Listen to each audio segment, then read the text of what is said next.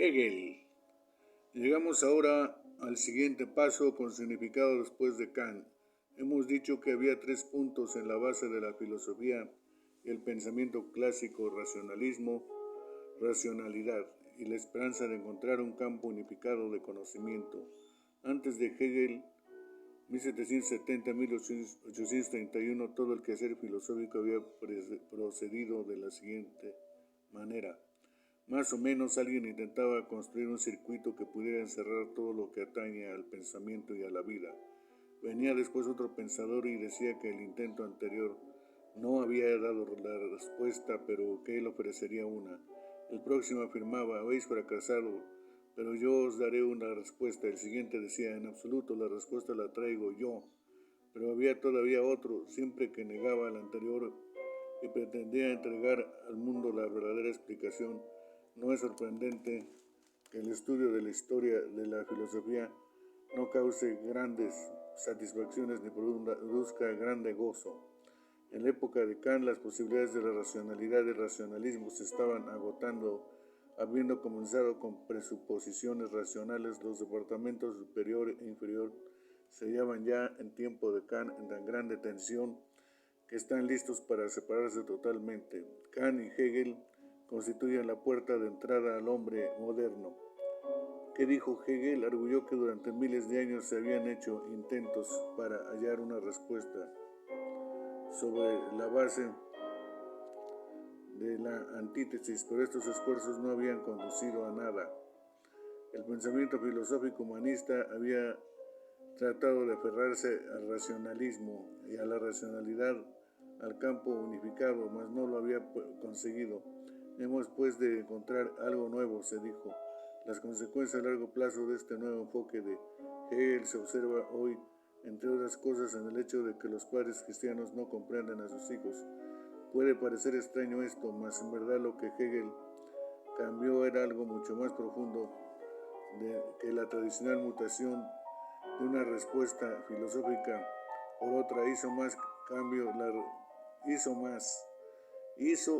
Cambió las reglas del juego en 2 esferas: la epistemología, la teoría del conocimiento, y los límites y la validez del conocimiento, y la metodología, el método mediante el cual nos enfrentamos con el problema de la verdad y el conocimiento. Hegel afirmó que no debíamos pensar más en términos de antítesis, más bien pensamos en términos de tesis-antítesis, abocando siempre a la síntesis. La razón por la cual los cristianos no comprenden a sus hijos es porque estos ya no piensan en el mismo marco en que pensaban sus padres. No se trata simplemente de que salen con diferentes respuestas. La misma metodología ha cambiado. Y no creamos que ello acaeció porque el hombre racionalista quiso hacer este cambio. Fue una medida que surgió de la desesperación, por cuando durante siglos el pensamiento racionalista había fracasado. Tuvo que hacerse una elección, y esta consistió en aferrarse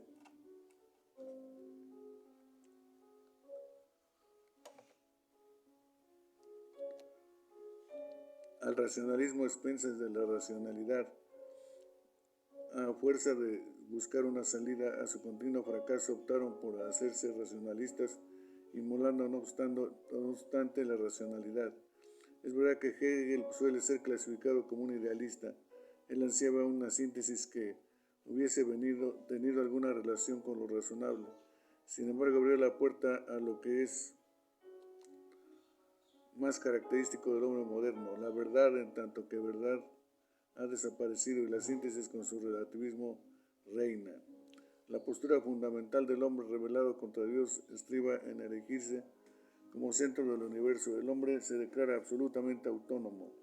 Esta es su rebelión. El ser humano mantendrá su racionalismo y su rebelión, su insistencia en la autonomía total. En las áreas de autonomía parcial, incluso si ello significa que debe renunciar a su racionalidad. Kierkegaard y la línea de la desesperación. El hombre que sigue a Hegel, Kierkegaard, 1813-1855, es el hombre verdaderamente moderno, ya que aceptó lo que Leonardo y todos los demás habían rechazado. Abandonó la esperanza de un campo unificado de conocimiento. La fórmula había sido primero gracia y naturaleza. Había sido primero gracia y naturaleza. Luego libertad, naturaleza. Ahora se iba a convertir en fe, racionalidad. En el siguiente diagrama, la línea marca épocas. Los niveles más altos son los más antiguos, los más bajos son posteriores. Los peldaños representan a las diferentes disciplinas: filosofía, Kant, la línea de la desesperación, Hegel, arte, música, cultura general, Kierkegaard, existencialismo secular, existencialismo religioso.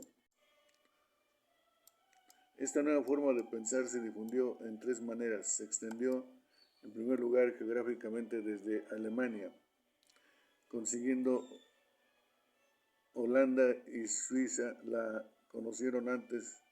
Consiguientemente, Holanda y Suiza la conocieron antes que Inglaterra y América. Siguió pensando de la manera clásica durante mucho más tiempo. En segundo lugar, se esparció por clases. La clase intelectual fue la primera afectada. Luego, a través de los medios de comunicación de masas, pasó a los obreros. Lo que dejó fue una clase media intocada y que a menudo aún hoy no se ha sentido todavía afectada por la nueva manera de pensar. Este grupo de la clase media es, en cierta manera, producto de la reforma. Es una clase a la que debemos agradecer su contribución como fuente de estabilidad. Mas en la actualidad la gente de este grupo no entiende las bases de su estabilidad, no comprenden por qué siguen pensando de la manera antigua, siguen obrando por simple hábito, acuciados por la memoria luego que ya han olvidado por qué era válida la forma clásica. A menudo todavía piensan de manera correcta. Para ellos la verdad es verdad y lo justo es justo, pero no saben por qué es así. ¿Cómo pues iban a comprender a sus hijos en el siglo XX que piensan de la manera moderna y que ya no admiten que la verdad sea verdad ni la justicia justicia? Por lo que respecta a las masas, han recibido la nueva moda a pensar a través de los medios de comunicación, los más media. Sin analizar nada es peor para ellos, ya que se hayan aplastados inconscientemente. La nueva forma de pensamiento les ha cogido avasalladoramente, dado que el cine, la televisión, los libros, la prensa, las revistas, todos los medios de comunicación sean completamente empapados de las nuevas formas de pensamiento, de formas inconscientes también, sin haber analizado nunca esta invasión conquistadora en medio de los intelectuales y de las clases obreras. Existe una pequeña clase, la clase media.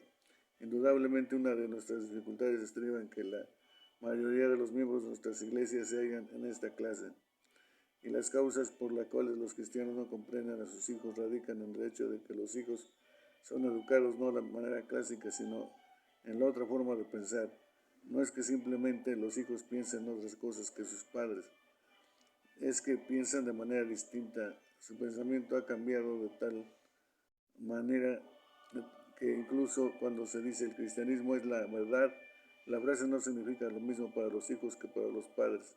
La tercera manera es que halló la difusión, la nueva forma de pensamiento es por medio de la pluralidad de las disciplinas que la aceptaron, tal como hemos indicado en el diagrama anterior, la filosofía, luego del arte, la música y la cultura general, hasta llegar a un variado y numeroso grupo de especialidades. La teología es la última en ser afectada. En arte, por ejemplo, tenemos los grandes impresionistas Van Gogh, 1853-1890, Gauguin, 1848-1903, y Cézanne, 1839-1906. Viene después los postimpresionistas, y ya nos hallamos metidos en el nuevo mundo. En el ámbito de la música, de Debussy, 1862-1918, es quien abre la puerta a la nueva modalidad de la cultura en general. Podemos pensar, por ejemplo, en el primer T.S. Eliot, el hombre que abrió la puerta a la teología, a las nuevas formas del pensamiento, fue Karl Barth. Llamo esta línea en el diagrama de la línea de desesperación. No quiere decir esto que toda la gente que se halla debajo de la línea vierte lágrimas o chilla desesperadamente. Algunos, como el pintor Francis Bacon, llora. Lloran, y Giacometti lloró, también murió, gritando. ¿En qué consiste esta desesperación? Emerge del abandono de toda esperanza de hallar una respuesta unificada para el conocimiento y para la vida. El hombre moderno sigue aferrado a su racionalismo y a su rebelión, a pesar de que esta autonomía le cuesta la renuncia de cualquier esperanza racional de una respuesta unificada. Antaño el hombre culto, el hombre educado no hubiera renunciado fácilmente a la racionalidad y a la esperanza de encontrar un campo unificado de conocimiento. El hombre moderno ha abandonado esta esperanza de unidad y vive en la desesperación de no poder compartir la aspiración de todos los hombres consideraron posiblemente antiguamente, que consideraron posible antiguamente. La consideración de no poder compartir la aspiración que todos los hombres consideraron posible antiguamente. Capítulo 4. El salto. Hemos llegado aquí a cargar el salto. Con Kant vimos que la línea en la naturaleza de los universales había ensanchado considerablemente. Lo que hizo el salto de Kierkegaard fue alejar la esperanza de cualquier unidad. Después de Kierkegaard está la situación. Esta es la situación de la que somos abandonados. El optimismo no debe ser racional, toda racionalidad, pesimismo. La esperanza de algún vínculo entre las dos esferas ha desaparecido completamente. No hay interpretación o intercambio, solo hay una completa dicotomía entre el piso de arriba y el de abajo. La línea que los separa se ha convertido en una horizontal concreta de un grueso incalculable o insalvable, cual si un cable de alta tensión lo protegiera. Y lo que no deja ahora es más o menos lo siguiente. Debajo de la línea está la racionalidad y la lógica. El departamento de arriba se convierte en lo ilógico y lo racional. No hay relación entre ambos. En otras palabras, sobre la base de la razón descubrimos en el piso de abajo que el hombre, en tanto que hombre, está muerto. No nos quedan más que las matemáticas, los particulares, la mecánica. El hombre carece de significado, de propósito, de sentido. El hombre, en tanto que hombre, solo despierta pesimismo. Más allá arriba, sobre la base de un salto irracional e irrazonable, se ofrece una fe irrazonable que otorga optimismo. Esta es la dicotomía total del hombre moderno. Nuestro problema, el problema de quienes procedemos de estamentos cristianos, el problema de quienes procedemos de estamentos cristianos o de la clase media es que no sentimos fácilmente el espesor de esta línea de la manera que la siente, que la vive el hombre de la orilla izquierda del Sena en París o el de la Universidad de Londres en nuestro siglo XX. Al salir de nuestro ambiente pensamos que debe haber algún intercambio, pero la respuesta de nuestra época es no. Nunca lo ha habido ni nunca lo habrá. Se nos enseña que cuando los hombres pensaban que había posibilidades de intercomunicación, no se trataba más que de una ilusión. Sobre la base de la razón se sentencia al hombre como carente de significado. Siempre estaba muerto. Según el testimonio de la racionalidad y la lógica, fue una esperanza vana la que hizo, según el testimonio de la racionalidad y la lógica, fue una esperanza vana la que hizo pensar que el hombre no estaba muerto. Esto es lo que significa afirmar que el hombre está muerto. No significa que habiendo estado vivo ahora está muerto. Siempre estuvo muerto, pero no sabía bastante para comprender que se hallaba muerto. El existencialismo secular. Dos corrientes manan del sistema de Kierkegaard: el existencialismo secular y el existencialismo religioso. El existencialismo secular se divide en tres formas principales: Jean-Paul Sartre, 1905, y Camus, 1913-1960. En Francia, Jasper, 1883-1969. En Suiza, Heidegger, 1889. En Alemania. En primer lugar, Jean-Paul Sartre: racionalmente el universo es absurdo y uno debe buscarse para sí mismo su propia autenticidad.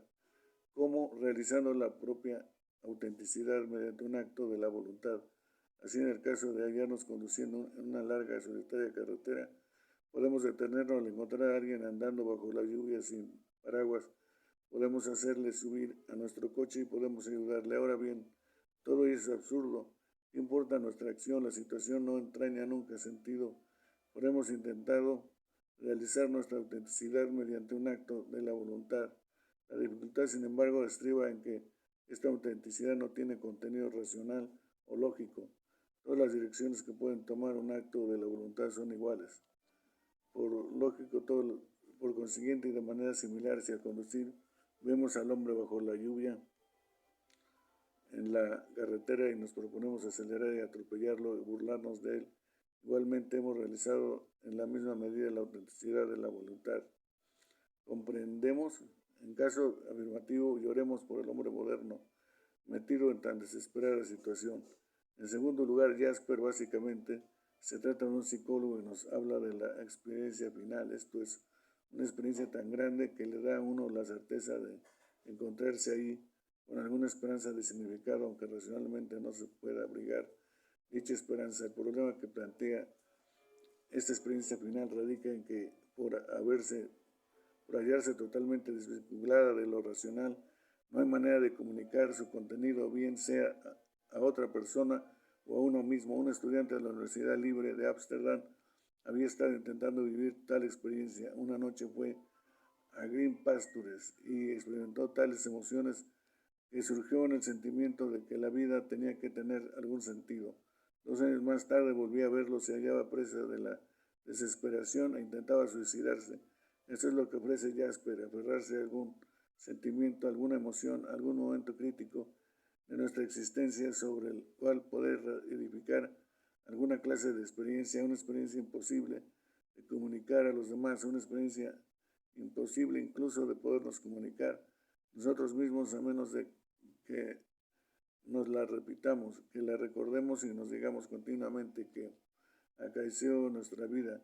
Tal vez a la mañana siguiente el sentimiento de haber vivido esta experiencia continuó fuerte, pero 2 semanas más tarde, 2 meses después, al cabo de 2 años que queda de ellas, cuán desesperada es la esperanza basada solamente en esta clase de experiencias. Además, esta experiencia no se puede preparar. Jasper tiene que decir a sus mejores estudiantes que no se puede estar seguro de hallar ese tipo de experiencia en el suicidio, porque esta gente es lo suficiente seria como para llegar a este extremo. No hay manera de prepararse para alcanzar la vivencia final que puede dar sentido a nuestra vida, toda vez que se halla en la categoría superior, en la esfera de arriba, donde reina la irracionalidad. Nada es previsible, siempre sucede o no. En tercer lugar, tenemos lo que Heidegger llamaba angst. No se trata simplemente de temor, porque el temor tiene un objeto. Angst es un vago pero profundo sentimiento de angustia, la sensación de incomodidad que sentiríamos si entráramos en una casa encantada. Caso de existir, Heidegger parte de esta ansiedad básica, de esta angustia radical, de manera que los términos en los que expresamos lo de la esfera de arriba no entrañan ninguna diferencia. La base de este sistema radica en el salto de la esperanza. Se le ha separado completamente de lo racional del piso de abajo. Hoy apenas el hombre ya no cree hallar respuestas racionales a las grandes cuestiones. Los filósofos lingüistas anglosajones se han cerrado a ellos mismos la puerta de los grandes problemas, limitan la filosofía a campos mucho más reducidos, se concretan en la definición de las palabras y se han encerrado en sus operaciones en el piso inferior. Los existencialistas se han aferrado más al concepto clásico de la filosofía en el sentido que trata las grandes cuestiones, pero lo hacen aceptando completamente la dicotomía entre las grandes cuestiones, entre la racionalidad y la esperanza. Lo que hace un hombre moderno, es la existencia de esta dicotomía y no las muchas cosas que colocan como un salto en el piso superior, sea lo que pretende almacenar allí, valores seculares o religiosos, todo es igual o equivale a lo mismo. Se arranca de esta dicotomía. Esto es lo que separa al hombre moderno por un lado, el Renacimiento, cuyos hombres tenían la esperanza de encontrar una unidad humanística, y por otro lado lo que separa al hombre moderno de la Reforma, cuyos hombres poseían realmente una unidad racional, tanto arriba como abajo de la línea, sobre la base del contenido de la revelación bíblica. El existencialismo religioso. El mismo cuadro general que nos presenta el existencialismo secular se halla presente en el sistema de Karl Barth y las nuevas teologías que han difundido su sistema. No hay intercambio racional entre los mundos de arriba y de abajo de la línea. Karl Barth aceptaba las teorías de la alta crítica, según las cuales la Biblia contiene errores. No obstante, afirmaba él, tenemos que creer en ello pese a todo. La verdad religiosa está desvinculada de la verdad histórica de las Escrituras. No hay lugar para la razón. No hay tampoco oportunidad de comprobación. Eso constituye el salto en términos religiosos. Tomás de Aquino abrió la puerta al hombre para que declarase la independencia del reino de abajo. Abrió las puertas a una teología natural y a una filosofía que se dirigieron ambas en realidades autónomas y desvinculadas de la escritura. Esto ha conducido en el pensamiento secular a la necesidad de colocar finalmente toda la esperanza en un piso superior, no racional. De manera similar, en la teología no ortodoxa, el hombre se le deja con la necesidad del salto, porque en tanto que el hombre total no puede hacer nada en la esfera de lo racional para buscar a Dios en la teología neortodoxa, el hombre es menos que el hombre caído de la Biblia. La Reforma y las Escrituras afirman que el hombre no puede hacer nada para salvarse, pero que puede escudriñar las Escrituras con su razón, por cuanto las Escrituras no solamente tienen que ver con la verdad religiosa, sino con la historia y el cosmos. No solamente es capaz de investigar las Escrituras en tanto que hombre total, incluida su razón, sino que tiene la responsabilidad de hacerlo. La clase de palabras que se pongan en el piso de arriba no cambia las características del sistema básico.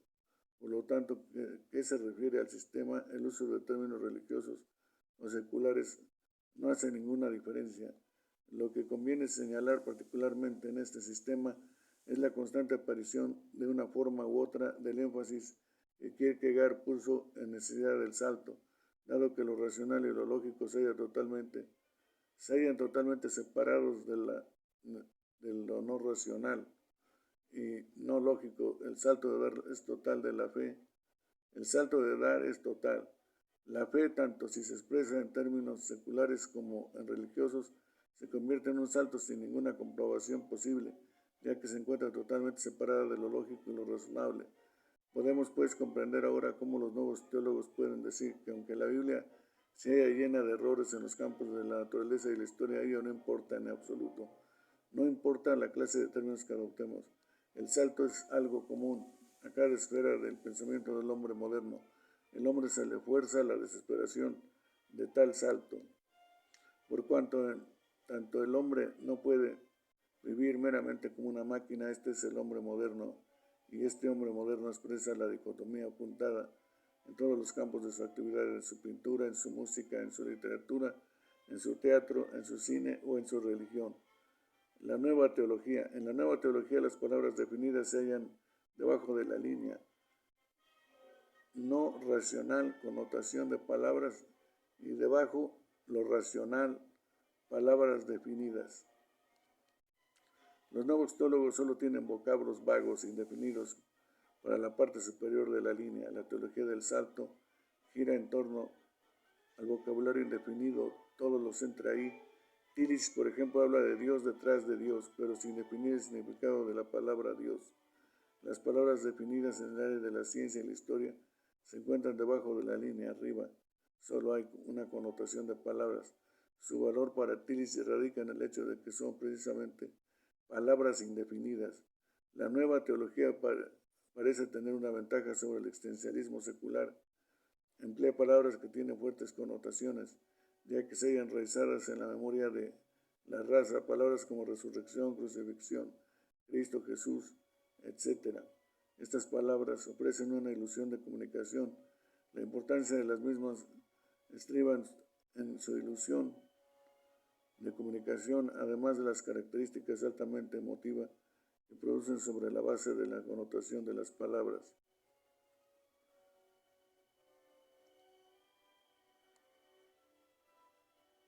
Presta atención a la comunicación. Esta es la ventaja de la nueva teología sobre el existencialismo secular y los modernos misticismos seculares. Uno oye la palabra Jesús, uno actúa apoyado en ella, pero nunca recibe una definición de la misma. El uso de tales palabras por parte de nuestros teólogos se halla siempre circunscrito a la esfera de lo irracional, de lo ilógico. Al quedar separadas de la historia y del cosmos, se le arrebata cualquier posible investigación de la razón que vive abajo en el piso inferior, con lo que cualquier posible investigación de la razón que vive abajo en el piso inferior, con lo que no se posee ninguna certeza de que haya algo arriba realmente. Necesitamos comprender, pues, que es un acto de desesperación el que lleva a hacer esta separación, en la cual toda esperanza es sacada del reino de la racionalidad.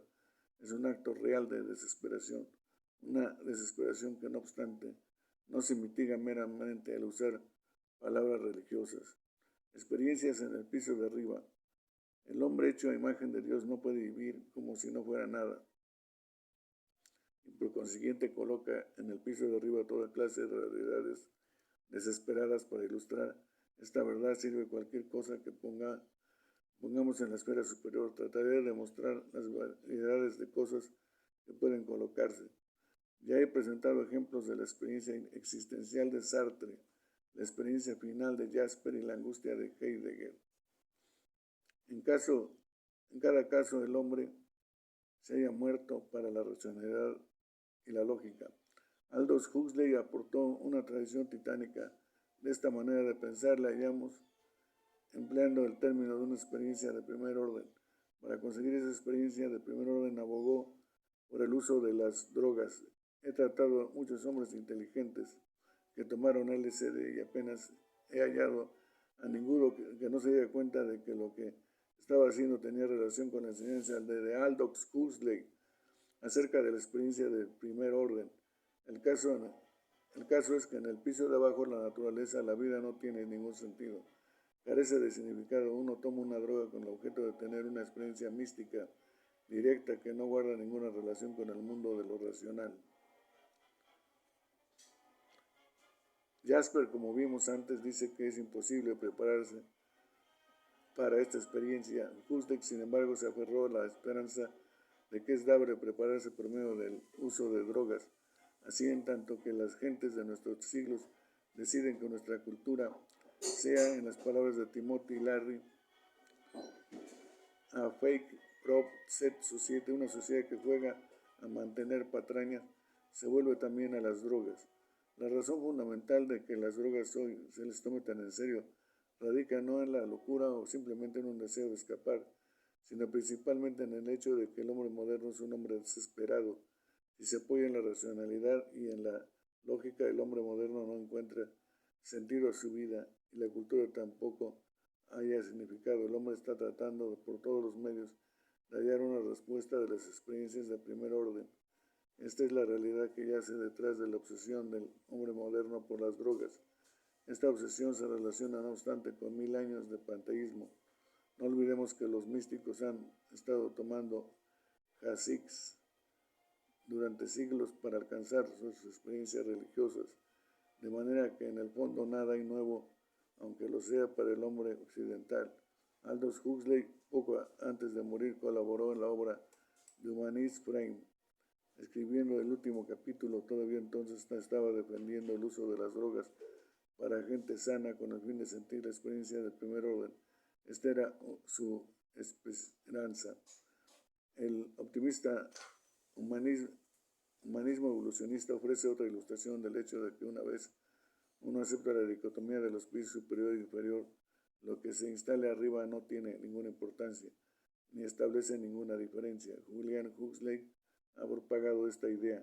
El optimista humanismo evolucionista no tiene ningún fundamento racional. Su esperanza se alimenta siempre del salto de mañana. Al buscar una prueba siempre se nos remite al mañana. Este optimismo es también un salto.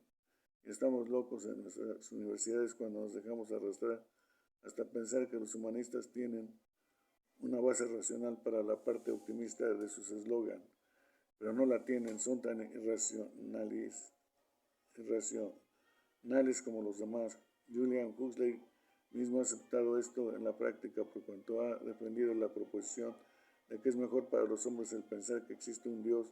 No hay Dios según Huxley, pero diremos que lo hay. En otras palabras, mientras que Aldous Huxley va tras las drogas, Julian Huxley va tras el salto religioso, aunque sea para él una mentira. Para Julian Huxley no hay Dios. De ahí que no fuera tan descabellado el que Julian Huxley escribiera la introducción al libro de Teilhard de Chardin, El fenómeno humano. Ambos se hallaban en el mismo salto. El mero uso de palabras religiosas, en contraste con el vocabulario no religioso, no cambia nada la situación. Una vez se ha aceptado la dicotomía y el salto, algunas posiciones parecen más alejadas de nosotros y más sorprendentes o extrañas. Parecen más cercanas, pero en el fondo no hay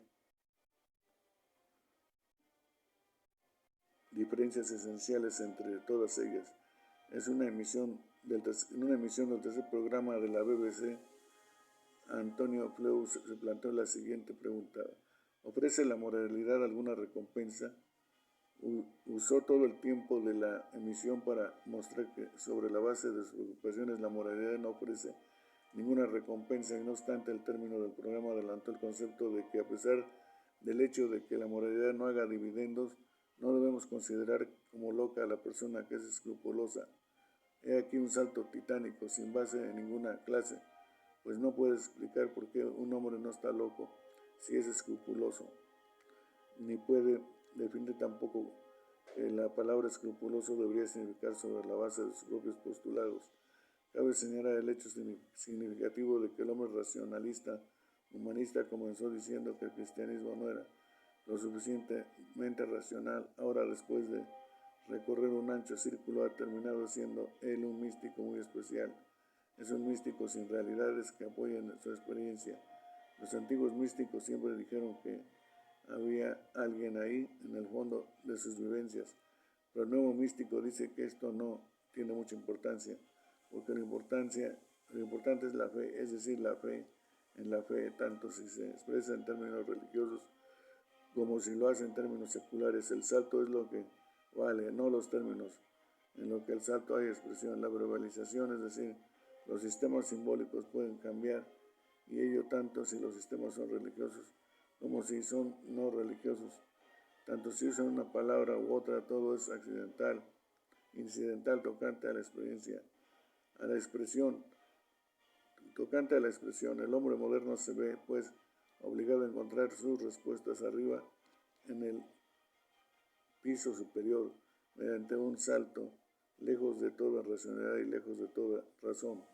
El análisis lingüístico y el salto. Hace poco tiempo, mientras dirigía una discusión en una universidad británica donde los filósofos lingüistas son militantes de sus ataques al cristianismo, algunos de estos filósofos asistieron a la discusión. A medida que se desarrollaba, se hizo evidente su método estaba cimentado en su prestigio en la esfera debajo de la línea, en la definición razonable de las palabras. Repentinamente hicieron un salto para trasladarse a un optimista humanismo revolucionista por encima de la línea, y atacaron al mismo tiempo al cristianismo sobre la base del prestigio que había establecido en su propia esfera. Algunos de estos pensadores han adquirido cierta reputación merecida por su racionalidad en la definición de las palabras, pero he aquí que súbitamente hacen caso omiso de toda racionalidad y se dan un gran salto y se quitan la máscara y atacan al cristianismo sobre la base de un humanismo que no tiene nada que ver con la esfera del análisis lingüístico, con el área de abajo. Sin embargo, pretenden sacar provecho del prestigio ganado de un campo para adentrarse en otro totalmente ajeno a ese prestigio. Como ya hemos indicado, el análisis lingüístico es una antifilosofía, en el sentido de que estos hombres se han limitado ellos mismos a su concepto de la filosofía. Ya no se hacen las grandes preguntas de la filosofía que se han hecho siempre. Por consiguiente, cualquier cosa que digan relacionada con esas grandes preguntas no tiene nada que ver con la disciplina que domina ni con el prestigio que ellas les da.